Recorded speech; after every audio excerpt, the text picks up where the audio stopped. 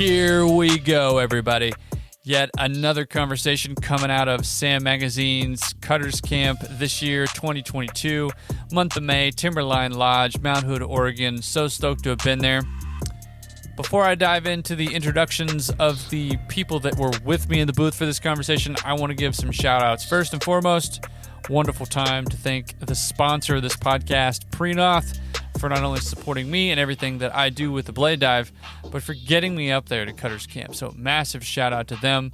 Olivia Rowan for the invitation and then the opportunity to just really take over the Blue Ox Bar and create the booth, because it's only ever existed remotely. So massive thank you to Olivia. Crystal Mountain is the sponsor of episode 46. If you've never been to Crystal Mountain, it's in the Pacific Northwest. It is an incredible place. Enumclaw, Washington.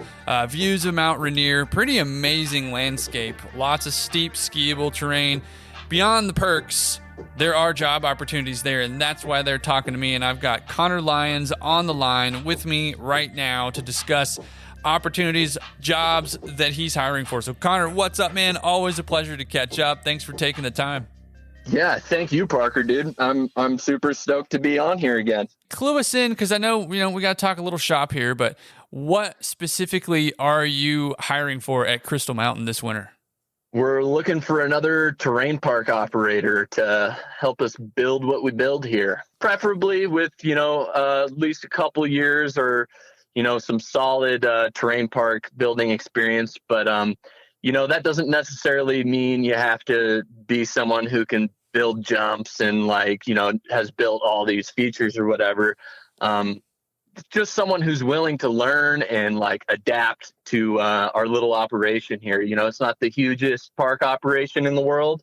And we try to do a lot with a little, so someone who's kind of willing to put in the time and make it happen with a small crew, that's really what I'm looking for. Someone eager, Yeah, no doubt. And I will say that, those smaller programs are really rad because of the rapid progression that can happen with somebody's skill set in the machine. Oh yeah, absolutely. Yeah. Lots of opportunity here for someone who maybe wants to get a little more experience, building creative stuff, and, someone who wants to say, hey, I want to build this feature. And, I totally am as supportive as I can be of, someone trying to, figure something out and build a feature on their own. Our smaller parks are definitely our most popular parks here and everything. And it really does show, hey, this guy built this and, we got this many lessons doing it, or the freestyle teams hitting this, and, people are stoked, and those are paying customers who are here because of it, Well, tell us more about the team at Crystal. I know you kind of elaborated on it a little bit, but if you got any more intel, tell us about the team there. Yeah, so fairly small crew. We're hoping to have just 2 full-time park operators, and then, every once in a while we'll pull in some help from some of our winch guys if we need some help like that. I'd say sort of the defining thing about our park is we really build a lot of cool, flowy, tranny finder type features, a lot of stuff where you can get really, really creative in a snowcat. And that stuff can be difficult to groom for sure. But our existing operator that we have, John, he's super into it and super talented dude, and it comes out really cool, and people get really hyped when we build that stuff. I gotta know, and so does everybody else, but where can people apply? So that's going to be at crystalmountainresort.com. If you go to the bottom of the page there on the left, you'll see the little employment tab. Hit that up, and that'll send you to all of our jobs posted online, and we'll have a terrain park groomer position posted up on there. I can't thank you enough for taking time to connect about what you got going on up at Crystal, how you're building the team out, who you're looking for, and letting everybody know that you're hiring, man. I appreciate it. Yeah, thank you, Parker, dude. I'm super stoked to be on here again.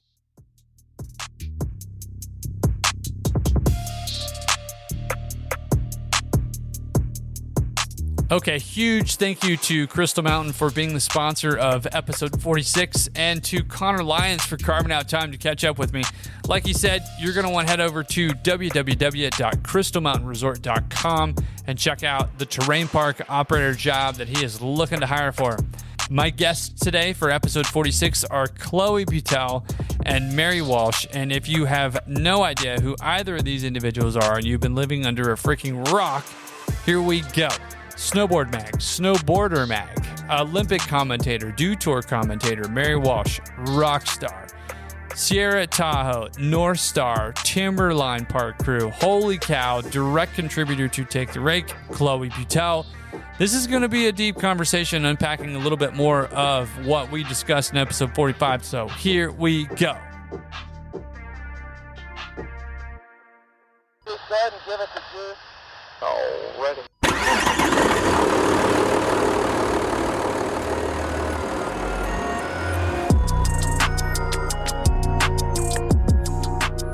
What's up, everybody? Welcome back to the Blade Dive. Always glad to have you tuned in.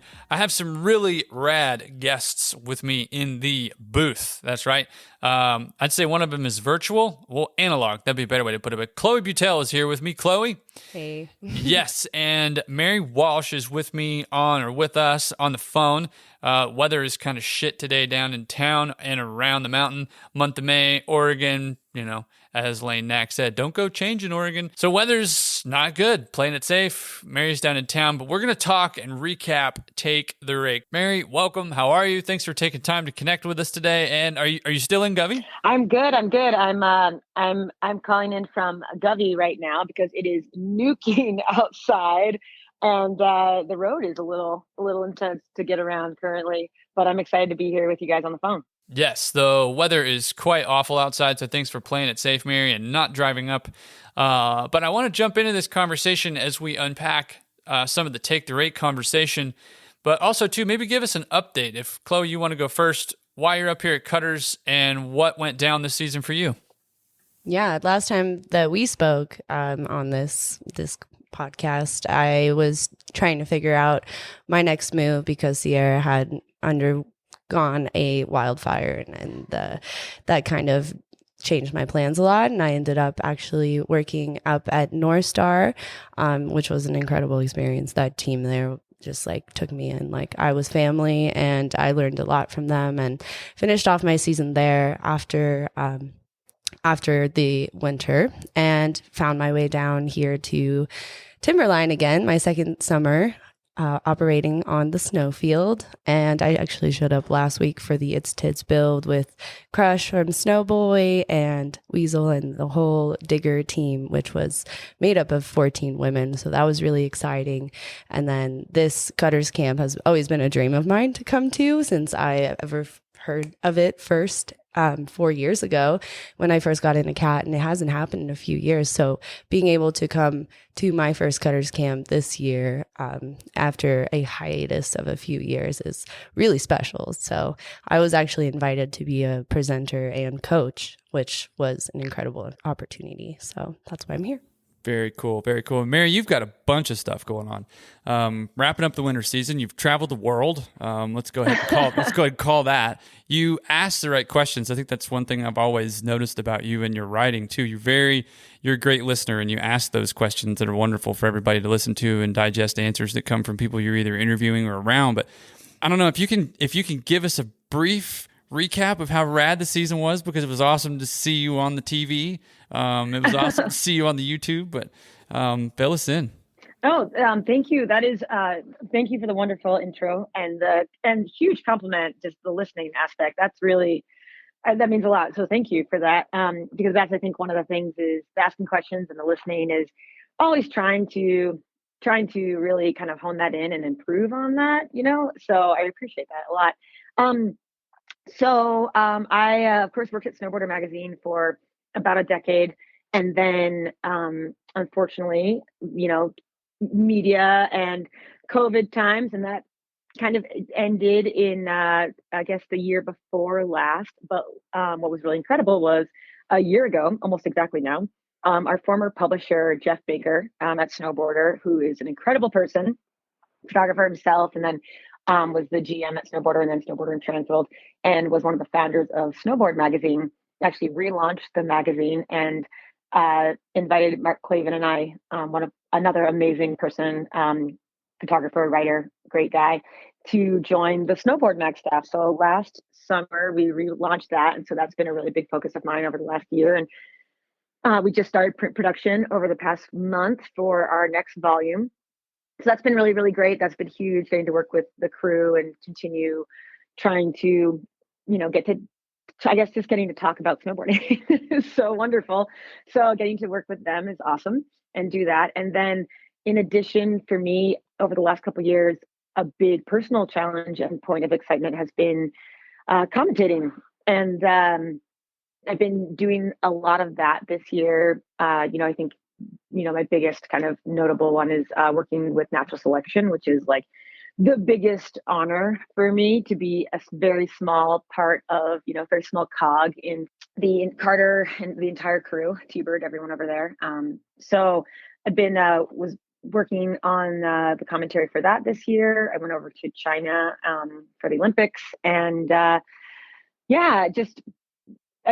just really very lucky to be able to talk about snowboarding and just getting to do that. I think that's one of my favorite things to do in general, and also in that aspect, such a huge personal challenge to grow and learn and try to get better. So it's like my Alaska. Sorry, that was kind of a long explanation. No, that was perfect, because when you do talk, it's magnificent. You've got some wonderful things to say. So hearing all of that and everything that you've accomplished is really cool. I don't think I've ever really gotten the full download, so that was awesome to take in.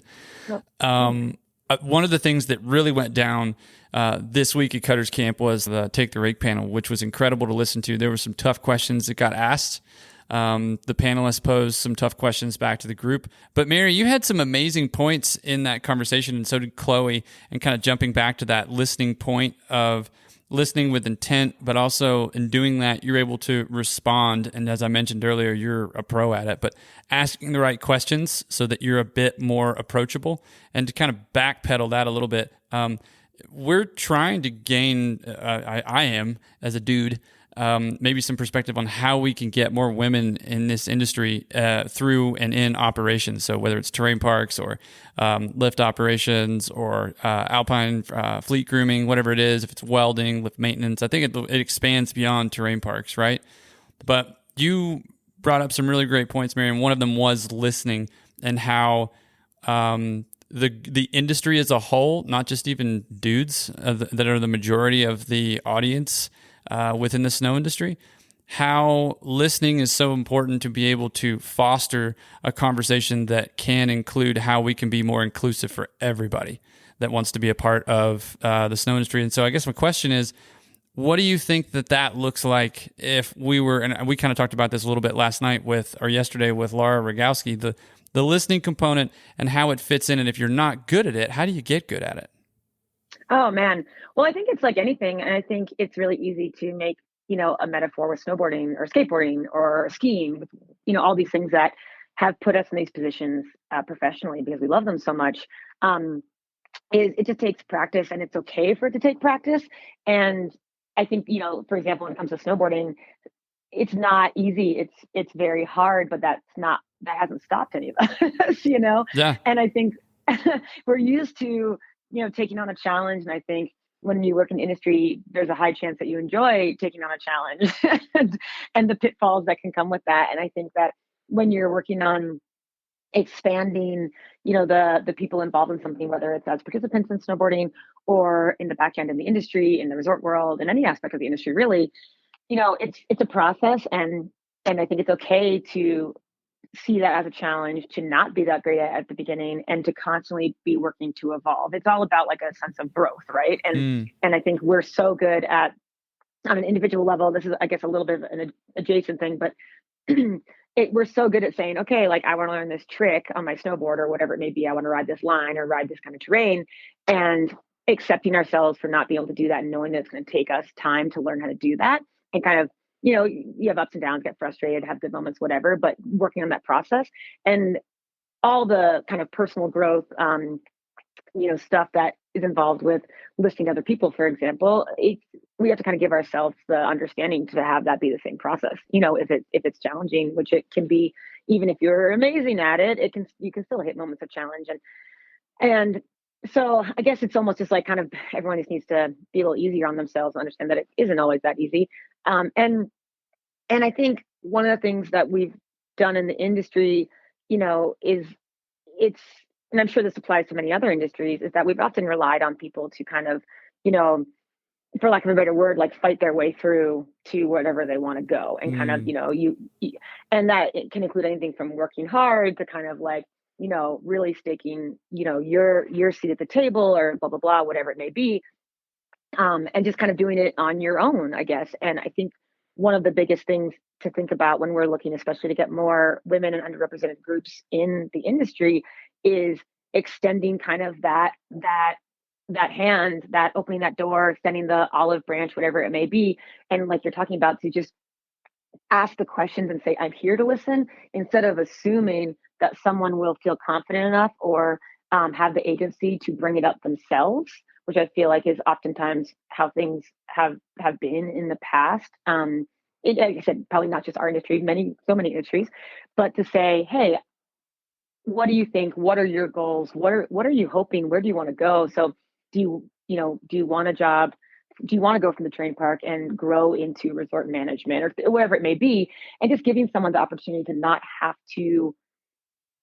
to rely on their own confidence to get them there, to be a kind of agent of support and I guess change with them. And I think that can be really huge, and that can open up the door to so many more people, and women in particular, who may not be there quite yet, with the confidence or anything like that, to, especially if they're very green and new in the world. Yeah. So I think that could be so huge, and it's such a small gesture, and that's a great way to start with the listening aspect, is just to say, if you have a female on your park crew, say for example, and she's new, maybe it's her first or second year, instead of just assuming that she's going to come up and say, I want to learn how to build a jump, I want to learn how to do this, you could say, hey, we're going to go into a planning session for the rebuild of the park. Do you want to sit in and just observe what we do and how it works? Yeah. So that maybe the next time we do it, or maybe later in the season, then it becomes a participatory situation. But just giving those opportunities for someone, or asking them if they want those opportunities, that's a big part of just the listening thing. It's just kind of like putting it out there more than maybe waiting for it to happen, I guess. I feel when it comes to listening, like that is so key. I totally agree 100%. Like that is how we will get to a solution. We'll get these people in their place. We'll see how they're feeling and be able to communicate. But like the counterpart to listening is speaking. And I think that's a huge step. First is having these conversations and being able to create space for these conversations, especially in a professional sense, where you, like Mary said, have the confidence to be able to speak up and say, this is what I want to do. And having these conversations industry wide that are so important. And to be honest, very difficult to have. Very difficult. A panel, we were 4 women in front of an entire filled room of men. Mm-hmm. And I can only speak for myself, but I was a little terrified going into that. But the fact that conversation took place and we were able to have something to listen to. They were listening. We were listening back to how they felt and how they could interact with us. It's like it comes to listening and having this conversation, and it takes speaking as well. Yeah. Well, maybe transitioning into what Take the Rake has become, and I know that Marsha's said it before, and Mary, I think all the ladies up there said it, but it's not like Take the Rake is out there to be some kind of profitable event. It's out there for a good reason, not that making money is a bad thing. But Chloe, if you wouldn't mind, like take us down the road of what it's like to maybe pass that idea on to other resorts, or maybe your vision of how operationally that event gets successfully set up somewhere else so that it can be replicated, so to speak. Well, the idea for Take the Rake is that it's kind of a catalyst in the industry for other events to take place and copy and have, space for women across the country at different resorts or different programs. So there is kind of this representation, locally in that resort to push women to think that they can apply for that job or to give them the skills that they want to learn in the trades or just feel included and represented in their community. To see these events, we have seen a lot of these events pop up since Take the Rake took place, which is an incredible thing to see. It was, so successful beyond everything that we imagined when we thought of the event, because, we saw a lot of other mountains, dark side parks and other programs take on these similar learn to dig events and bringing out women to teach them the trade or just to help them, create this community of other women that are all here to be included and learn about terrain parks, which we're all very passionate about. So it's been incredible. And on an operations level to have events like this, I think the biggest hurdle that we went through, and that may, catalyze an event somewhere else is, securing sponsors that are willing to put their name on the line for these events. And we were able to do that with some pretty incredible companies that, they kind of gave us a lot right off the bat without anything as an example. So it's securing those sponsors if you want, to pay people like we did, or, be able to give them something, like give them a tool or give them a welding clinic or something. And it doesn't even have to have sponsors. You can just create a space at your resort or create a space for people to learn the trade more so than just snowboarding together too. Really relying on, I think, some great networking and some conversations here at Cutters Camp. That's what I've enjoyed the most about this entire event. It's amazing. I guess my point is there's a lot going on, right? And people still have lives, but I would say that it's worth your time if you can to break away to certain things like this, to reset from an industry standpoint so you can kind of huddle together. Is that what maybe a bigger conversation around Take the Rake is, just continuing to huddle and do things like Cutters Camp and present? Or do we need to create more events that are similar to Take the Rake? What do you think? Yes to both. 100% yes to both. I think the opportunity to congregate with other people from around North America and around the world to, like you said, make those connections and is so huge across all parts of the industry. And that's, this is only my second time at Cutters Camp. And both times when I attend the events, I leave like so fired up because, mountain ops and terrain parks in particular are so foundational to our entire snowboarding culture. And I think that this is an area of snowboarding that doesn't get the love that it even deserves. And obviously, like things like what Sam Magazine, Cutters Camp, the Blade Dive, there's different things that are happening that are shining that light on the individuals and what's happening in that part of our industry. But it's so important, and I think we can do more and kind of looping it all together. That was one of the things that when I went to Take the Rake, I was so excited about the event. And then I was like, oh my God, like we have to talk about this even more than we are, so much more, because everything that everyone is doing who is attending Cutters Camp is so foundational to our experience and our culture as snowboarders. And I'm sure the same goes for free skiers. But I guess I shouldn't speak for them, but I imagine it's similar. I just want to include everyone. And I think opportunities, especially on the women's side, to come together are so, so important. For example, the idea for Take the Rake was catalyzed by a question that Jess Goucher asked during a women's panel discussion at It's Tits in 2021.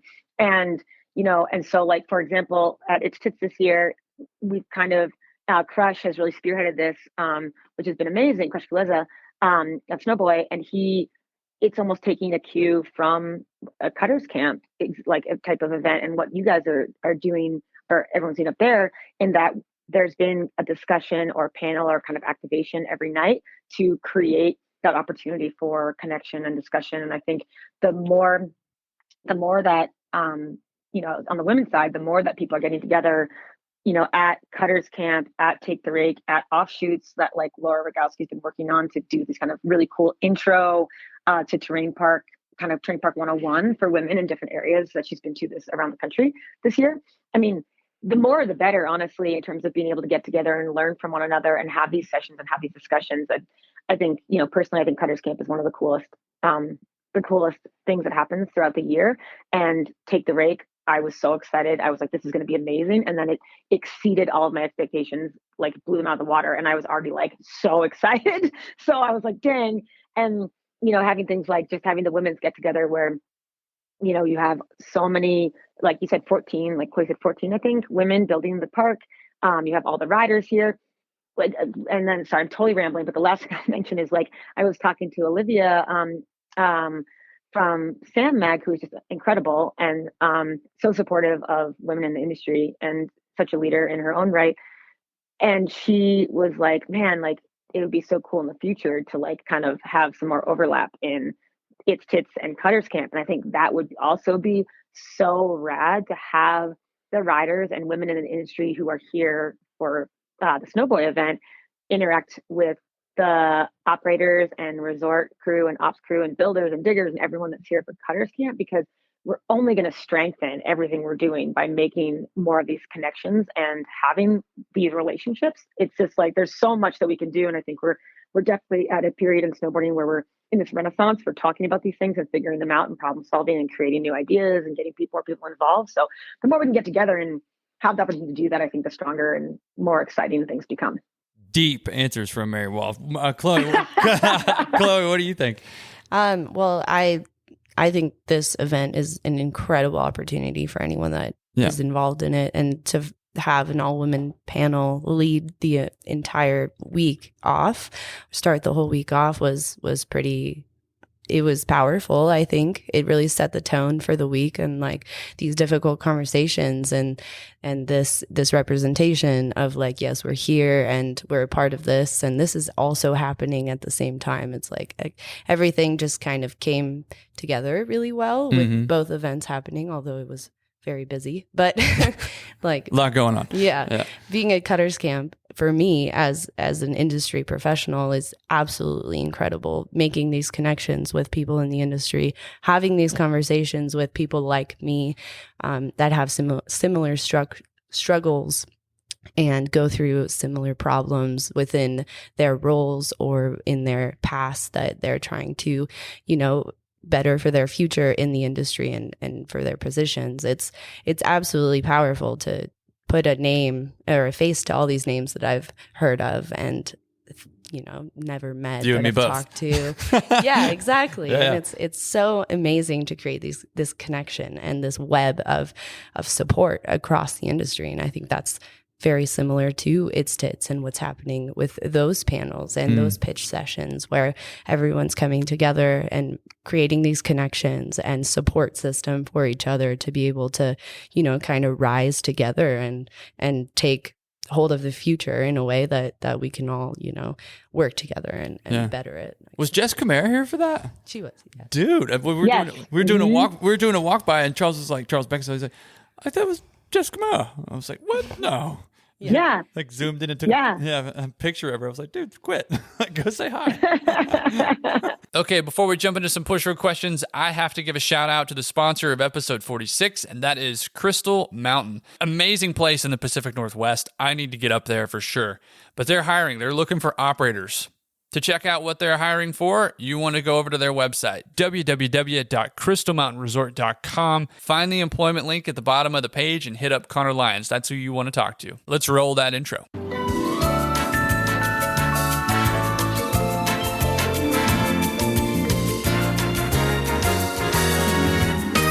The push row question of the day. I will say I do have, we'll call them special guest questions. They're push road questions. We've got some special guest questions. First one comes from yours truly, Marsha Hovey, and she wants to know if either of you sleep at all. I mean, you just do so much. We could give the question right back to her. Yeah, She is no, I mean that as a compliment. I mean, we're out to have work-life balance. I'm not trying to compliment overworking, but I just mean that Marcia's doing incredible things and working her butt off and changing the game constantly. So huge, massive props to Marcia. She's an incredible human. Yeah, I wish she was here now. She was dearly missed, and her presence at the camp and at It's Tits would have been, incredible. And, we're all thinking of her because she is a catalyst for a lot of these movements happening now. Yes, most definitely. Next question is from PJ. Handle is Homie Rafiki, is that right? Homie Rafiki. Rafiki, yeah. And my English is not too well. Nice. Not too good. See, there we go. Can't even talk it. So the question is for Chloe, for PJ, and he wants to know. He says, Chloe, what have been some of your biggest challenges as an up and coming operator? Ooh, that's a great question. Ooh.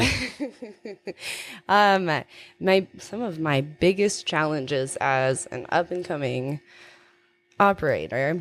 I think just, any operator that is fresh in the industry is trying to kind of navigate a little bit of the industry and try and figure out how it works. And I definitely have struggled with choosing the right path and choosing, where I want to go with this and actually envisioning a future. I think the last time that we talked, Parker, you asked me, where do you want to go with this? And yeah, it's a tough question. Yeah. And I remember saying, I don't know. I love to be in a cat. And I'm very passionate about this, and I don't see myself stepping into a different role. And that was, that's very different than how I feel now. I feel like with all of these opportunities to be more involved in the industry, I feel like I'm trying to navigate my future within it. Mm.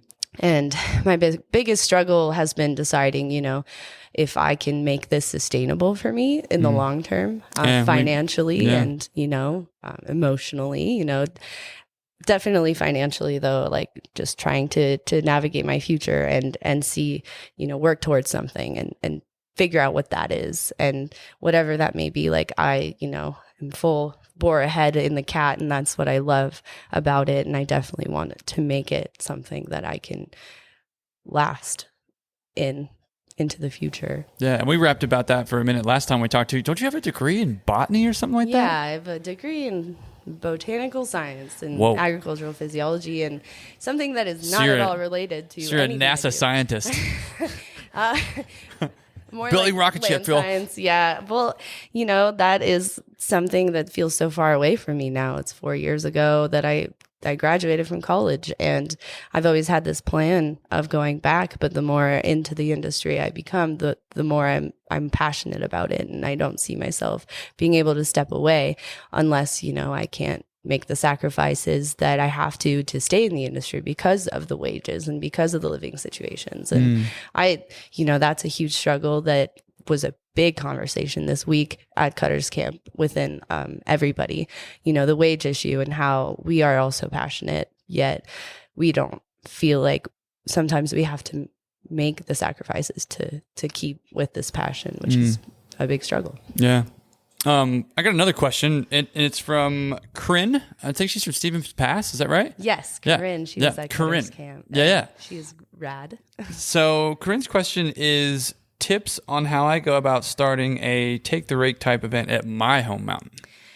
Well, tips, I guess, get management on board, kind of pitch the idea to them. If it is for your resort, if it's a resort-backed event, having, a conversation with management, expressing, how this event will cater to their brand and any other brand that wants to support. And I'm sure that Mary has some things to say about that as well.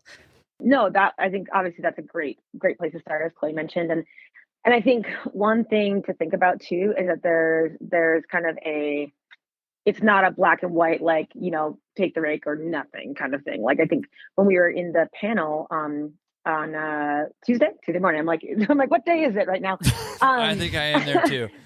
Is it Friday when yet? we were in the panel, Laura Rogowski brought up a great point where it can be sometimes daunting trying to plan an entire event. I think Chloe, you actually brought it up too during the panel. We were like, Marsha, excuse me, my brain, Marsha, it was like, she works for Trollhagen full time, and it was like having like another full time job planning this event. Event planning can be really time consuming, and if you have that freedom for them, that's freaking awesome.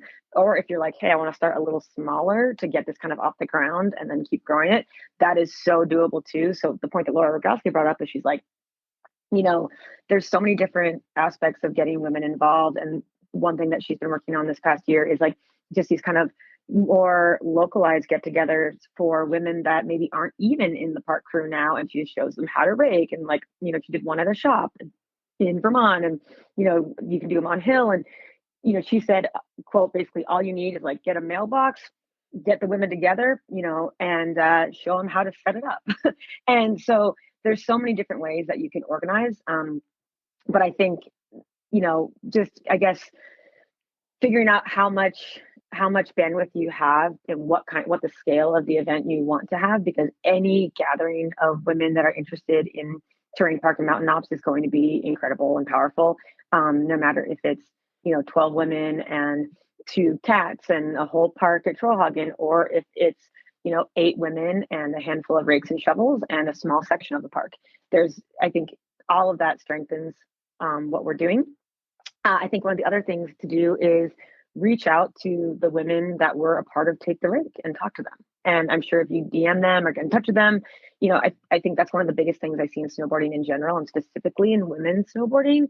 And as well as the queer snowboarding community, I feel you see it a lot in BIPOC snowboarding, all the, kind of like underrepresented groups right now. Everyone is so supportive of one another, and it's incredible, and willing to lend a hand and help in any way that they can with whatever anyone else is kind of doing. And so really utilize the other people in this community as resources. And I think asking Chloe this question is a great start, but definitely reach out to people on Instagram. Don't get discouraged if they don't reply right away. They might not even see the DM. And just, talk to people and see what can I do. And big or small, it's such a huge contribution to the industry, and it can grow from however it starts. Yeah, you're absolutely right. And I think maybe spinning off of that, I mentioned something during the panel, just as I attempted to moderate the greatness that was up there on stage. I wish you guys could have talked for 2 hours. But one of the things that got brought up was, the actual presence of more women in the operator's seat, too, and specifically within parks, and specifically within free grooming or alpine or flat trackers, whatever you want to call them. Maybe we'll be nice and just call everybody cat operators here for the sake of names. But I think overall, it's very difficult being a dad myself to a 7-year-old little girl who questions as to why, even herself, she notices it. How come there aren't as many ladies driving those machines, Dad? And so I brought up the point during the panel of it's really difficult to be what you can't see. And yes. I want to know, leaning more towards the allied question, how do we make men, people, LGBTQ, everybody involved, we'll just call it people for the sake of names, but how do we make people more comfortable with, like we talked about earlier, Marion, wrapping back towards that, but asking the right questions or listening, being approachable, but being an ally the right way, because it's one thing, I don't want to use the word accost, but I don't know, I can't speak from the experience because I've not been in the shoes of either of you. And an appropriate ally, in my opinion, is the best ally, not an ally that's going to tell you how it's done. Oh, I did it this way, or this is how it's supposed to be, or you should be behaving this way. So how do we as men in the industry become better allies? That's an amazing question. Chloe, do you want to start, or I can start? I just thinking back on our panel, Mary, you had some pretty incredible answer to a question that was asked by the audience about creating this space, and I'd love to hear you talk about that. Well, I think it can be kind of, it's a fine line between supporting someone and almost encroaching, not letting them have the freedom. So it is a challenge, right? And I think the best thing to do thinking about that, and when you want to be in an allyship position and in a support position, is to be really come from a place of that is humble and genuine to start. You know, I think, and I think, speaking on behalf of just being a woman, I think if someone approaches me, if like say a man approaches me and they come from that position where they're not being condescending and they're being genuinely interested or, and humble in that, and they could even tell me like, I'm not really sure how to approach this, but I will respect that and I will appreciate that, because that's how I feel like, in the conversations we're having as women, that's the way we approach one another. And so, but I think that, this is a really important topic as well, because women, we still very much need and want the support of our male peers, counterparts, managers, subordinates, whatever it is. That's really, really integral to the success of women in the industry, because, for me personally, when I was coming up in snowboarding, there were many times when I was around, a meeting table in a boardroom or whatever it was. We had quote unquote boardroom. It was actually boardroom. That sounds so funny to say in snowboarding, but when you're having a meeting where like, you're saying something as a female and you're not being heard. You're at the table literally, but you're not being really still given that space. And I have had males in my professional life look at the room and say, you need to listen to her. She knows what she's talking about. Yeah. And then everyone shuts up and listens. And so, and I think another example of this in a different way is at Take the Rake. The first night we were there, they have this really incredible shop there. And Adam Mahler is he's like a master welder. I don't know if that's the right term, but he's has the official, like he's amazing at it.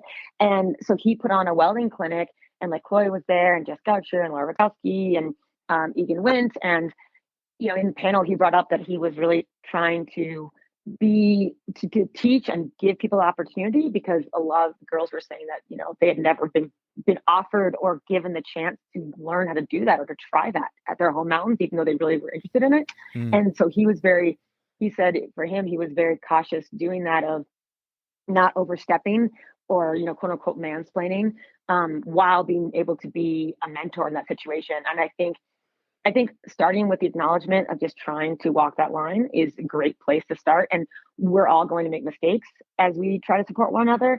And again, I think if we come from a place of genuineness and humility, then that's okay. And I think, but we as women, I think we do a pretty good job of supporting one another overall. And I think that's really just a rising tide right now, but it's really, really integral and necessary for men to be in that position of support as well, because we need that. One, we love working with guys, and that's a great part of the industry, but there's definitely times when there are positions that without that support, we may not have access to it still, I think. And we're in an incredible time of the world where there is, a lot of wonderful equality and things like that, gender equality, but if we just assume everything's okay, then we don't maybe think about how there are moments and instances when we need to kind of go the extra mile to support a female counterpart or something like that. I think that's just really important. I don't know if I said that as eloquently or as well as I did during the panel, but I think the takeaways, I guess, are humility, being totally okay with making mistakes sometimes in trying to support or trying to be in that support role, in the allyship role. And just kind of acknowledging that we all want to work together, and we do need that support still. I do think that those three factors that you mentioned really help facilitate this space that we can grow in.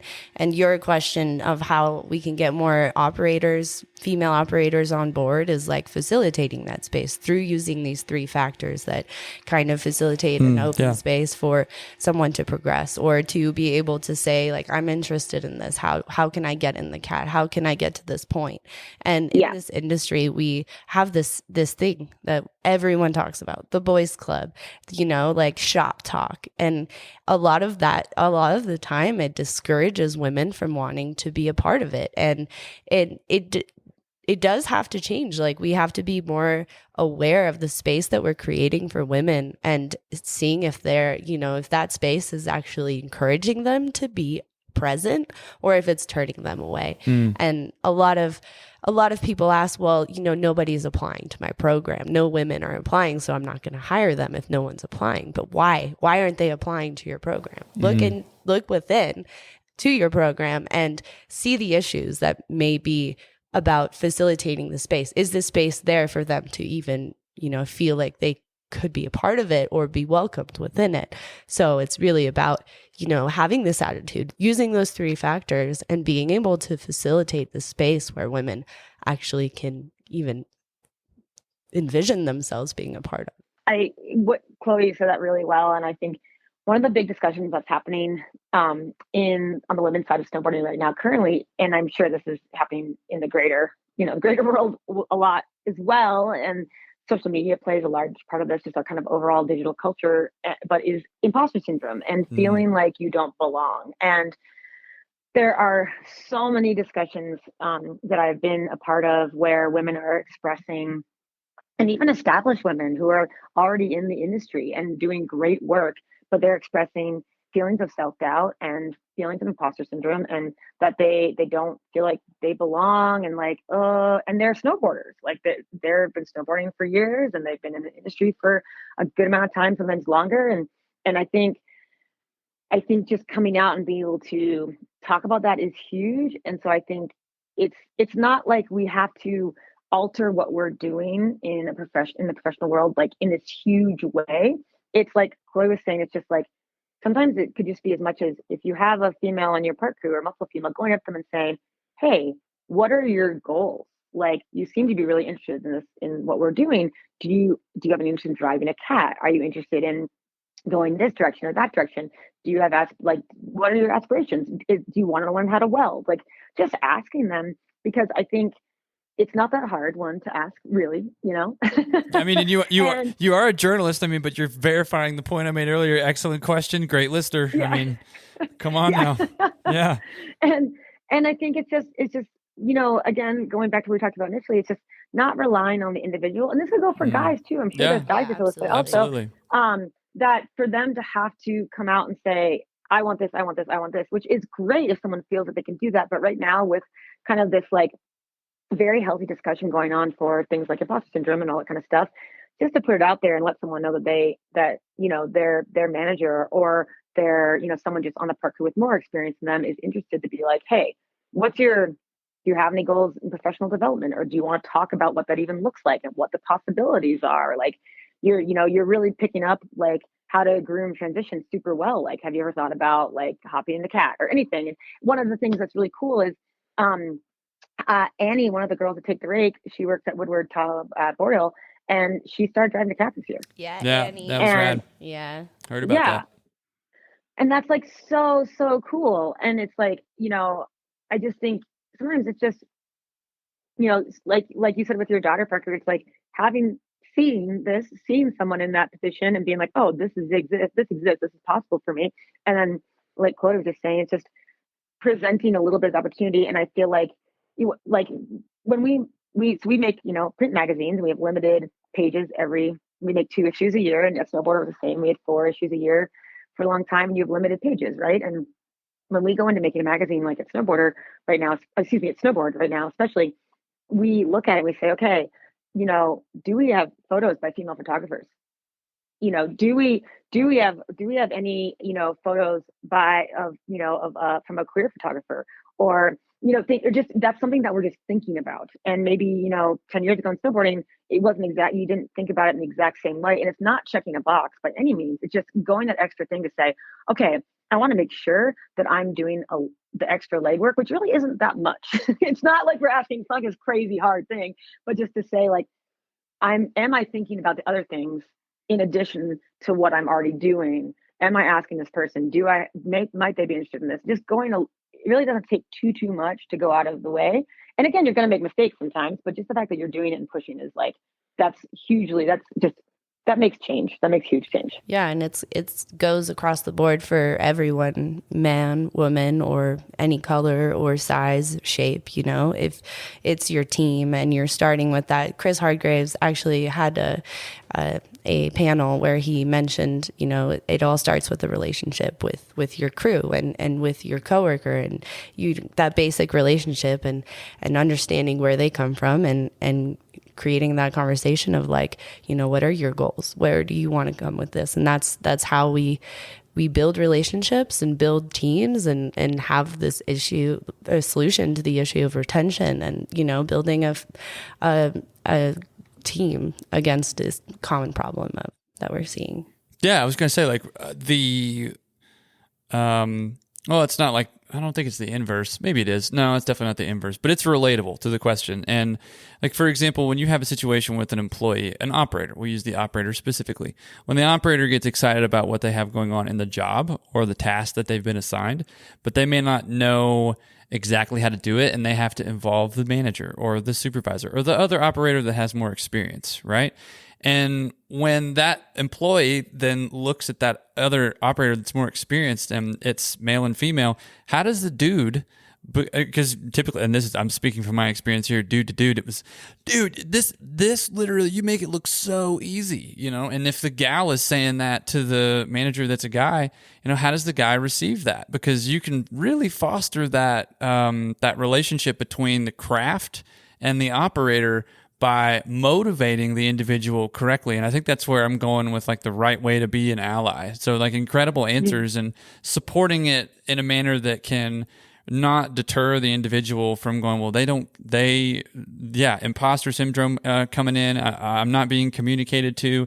I don't feel like I'm advocated for. I don't really even know what my job is. I kind of feel like I'm just here and in a space, and I'm not motivated to stay because I don't have the support. It's an interesting environment. And at Cutters, I mean, we were out there doing the coaching session this morning, right? And when you get somebody that's genuinely interested in learning, that's exactly what goes down. It was, and I just experienced it this morning. Dude, how do you make it look that easy? How do you do that? And if you're not as comfortable around the opposite sex, or you're not as comfortable around somebody that identifies sexually different than you, that's a barrier, and it's not that person's fault. So I'll go there for a second, but I think like just the allied component is so big, as you stated, Mary and Chloe. And I think as this industry continues to foster those conversations, just remember that we're all people.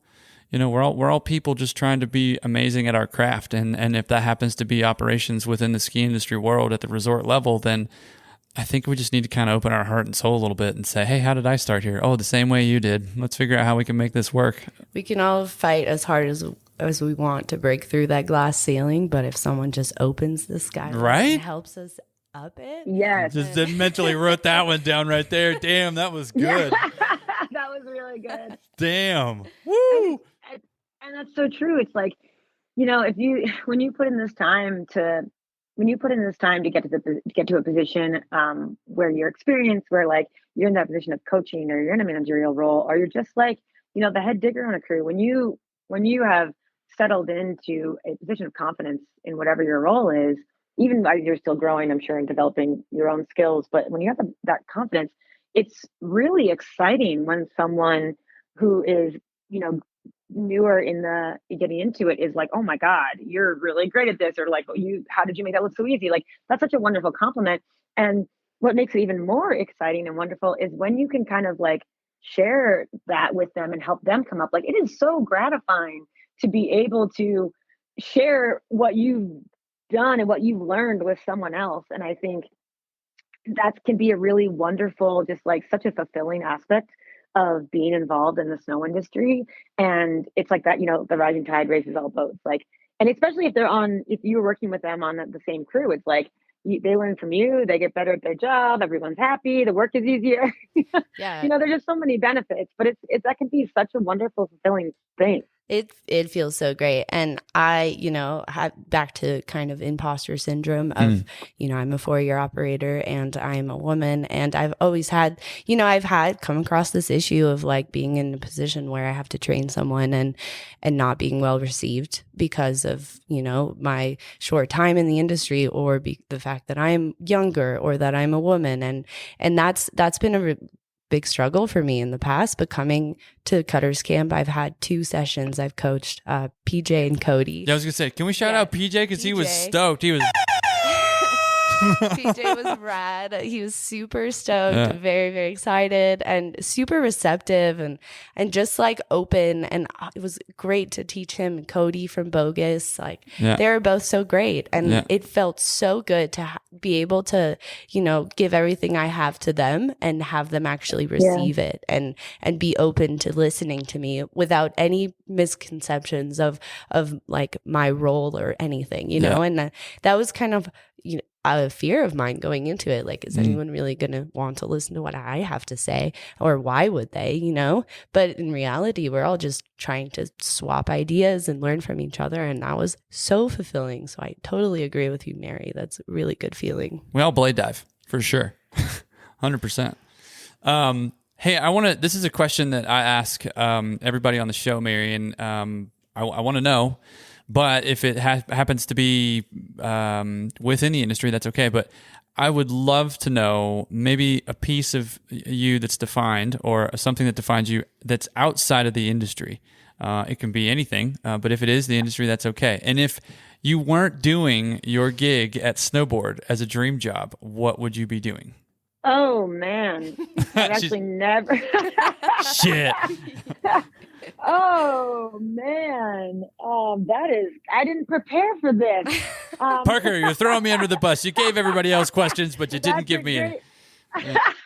No, that's a great question. Well, one, okay, so I'm going to start backwards. One, if I wasn't doing what I'm doing now in snowboarding with the snowboard and getting to commentate and all that stuff, I'm going to throw that in there because that's such a really exciting thing for me right now, and such a huge point of my own growth work-wise and personally. So I don't know. I've never thought really about the alternative. I think I don't know that there is one. Hey, fair enough. Fair enough. And not to be not unimaginative. I just was actually listening to this. What's that guy? It's like Mark Maron. He does a podcast called WTF. Yep. That's a good one. Actually, long story short, I just heard about this like a week ago. Mark Graven told me, and he has that one. He did one with Tony Hawk, so I listened to the one with Tony Hawk, and he says this thing in it, and it was applying to Tony Hawk because he's an incredible athlete. I actually texted it to myself because I was running at the time, and I thought this was kind of a fun thing. And granted, again, he's talking to like the most famous and arguably one of the most successful action sports or skateboarder and action sports athletes of all time when he said this. But he said, when you're presented with something that is your calling, that it's when he said, when you're presented with something that is your calling, you have the lack of I wrote this wrong. Sorry, I'm totally butchering this. But he said something to the effect of, when you're presented with something that is your calling, what you have is the lack of choice for the rest of your life. Oh, and yeah. In a positive way. And I kind of really like that. So I think I was on a run when I was doing the podcast. I was texting with one hand, and I think Siri might have gotten in there and messed it up. But I like that because I think for me, and I would imagine for so many people in snowboarding and in the snow world and the resort world, that you do it by any means necessary. And it's so driving because it is hard. It's hard financially. It can be hard with the work-life balance. It can be hard on your relationships in your life and all aspects. But you do it because you love it. And I think really sticking around long-term requires a bit of masochistic passion because you're constantly like kind of you're working really hard, but you love it. And so it's really hard for me to actually think about, I guess, what I would be doing otherwise. I kind of can't imagine it, other than the fact that on Tuesday, when it was really nice because the weather's been really crazy up here, just as it is at Mount Hood at this time of year, I was joking with one of the other photographers. Also, big shout to him because he's an incredible supporter of women in snowboarding, and Steph and Jendi. And I was like, you know Love what? I them. think we might have blown it. We should have become bird photographers. Like, you know, the big joke is like, oh, we should have gotten into surfing or skateboarding because the weather is really good, and you know, blah blah blah. There's sharks and surfing, but we're like, you know, because Monday was it was really treacherous weather, amazing. and you're out there, and you're like, it's raining on you, and you're still getting sunburned, and you're cold, you're damp, whatever. And I was like, you know what? Birds. That's where we really blew it. Like, you sit there and you get all meditative and you take photos of some really cool like larks. You get a toucan, and you're in a nice place, and you get this really cool, like, you know, close up of a bird, and it's sick. Look at the wings. Look at the wingspan there. It's so big. Calling. The wingspan is massive. Exactly. He's coming in for a swooping fish. Oh, got it. Yeah, look at that. Oh, it's my Australian accent. I've been around Alaska, Charles too shoot much. some eagles. So yeah, that was a very long aspect of that question, but you know, bird photography. I think If I for had to. all of us in the industry, we're so deep within it. If we're in it, we're in it, and it's so hard to define ourselves outside of it. Oh, And it's that's so kind tough. of just like, maybe it's not healthy, but it's Yeah. the harsh reality of our lives we've chosen. It's a dopamine Or not dopamine hit that happens daily. We can't let go of. Yeah, being a part of this. world. Yeah. Yeah. Yeah. Chloe, I do want to know what your summer plans are. Maybe tell the world kind of, you've transitioned. We went over it a little earlier, but are you going to stay and work at Timberline this summer? Yes, I am staying. I haven't actually started night shift yet. I've been here for almost 2 weeks, and I've just Living the dream. Yeah, with the It's build and then Cutters Camp. But I will be here until the end of the summer again, building the public parks, private parks, camps, whatever, camp zones, FTC, and spending time in the Pacific Northwest a little bit until August. So I'm really excited to be back here. It's such a special place, and this is an incredible way to kick off like my second summer here. So Pretty badass. yeah, very great. Well, we, believe it or not, I know Mary's got somewhere she's got to go, so I definitely don't want to take up any more of her time. We're lounging up here in the booth, the Blue Locks Bar. Maybe quickly before we sign off, ladies, where can people find you if you're willing to receive any questions about Take the Rake, how they can bring an event similar to that to their hill, or any other intel that you could provide? Where can they find you? Online or where else? Yeah, you can send me a DM. I am terrible with my phone, but I am definitely on Instagram more than I would like to be. So, you know, at Flowy Chloe, send me a DM. Start the conversation. I'm happy to hear about anything, and we can talk shop, talk industry, and I'm definitely open to whoever reaching out to me, and we can take hold of this industry together. Yeah, same goes for me as well. I am Walsh MT, just my name slightly backwards, on Instagram. And then I also have a website, which I need to upkeep more, but it's mtwalsh.com. And I think my email's on there. So definitely, I'm stoked for anyone to reach out to me. I am also not the greatest sometimes at getting back promptly, and I'm trying to get better at that. But Well, you're like a world traveler, so balance. you might be in like a totally different time zone. Exactly. She's in China. So- Come on. Yeah. Don't give her a hard I time. appreciate everyone's patience always. Thank you. I appreciate that. So I always tell people, like, if someone doesn't respond, don't necessarily take it personally. They don't want to talk to you. Just, I would say, hit them up again, because we're all kind of doing the jobs of, 5 people in snowboarding for the most part, and not a bad way, but just sometimes you miss things. So, but I'm really happy to talk to anyone that's interested in getting more deep into snowboarding, into the event side of things. Really anything, being a part of this community, because I think it's so incredible and so fulfilling, and you learn so much and you make so many amazing friends. So yeah, I'm happy to hit me up, everyone, if you want. Anyone, no one, whatever. Well, I've really enjoyed this, ladies. This has been an awesome start to the day for me after jumping out of the cat, so I'm going to call it my start to the day. But it's been wonderful to have you both. I can't thank you enough for your time, and just to talk a little bit deeper into the perspectives of maybe how Take the Rake was absorbed by others. We have that podcast episode out there, but if you haven't listened to that, check that out. So thank you both so much for your time, and hopefully we get to catch up again and chat.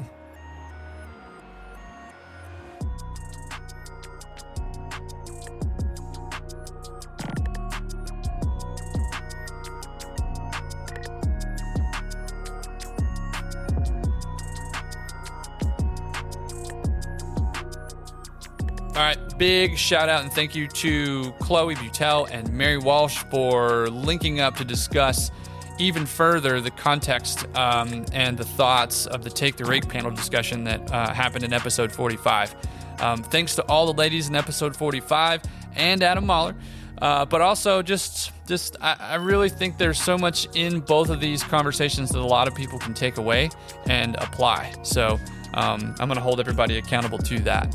All right, and lastly, I want to give another thank you to the sponsor of episode 46, Crystal Mountain. If you're looking for a job, they're hiring operators, and you're going to want to go over to their website at www.crystalmountain.com. Check out what they're hiring for. Talk to Connor Lyons. Should be a good time up there. He's a great guy. You know the deal. Don't be a dick. Fill up your machine with diesel and deft at the end of your shift, please.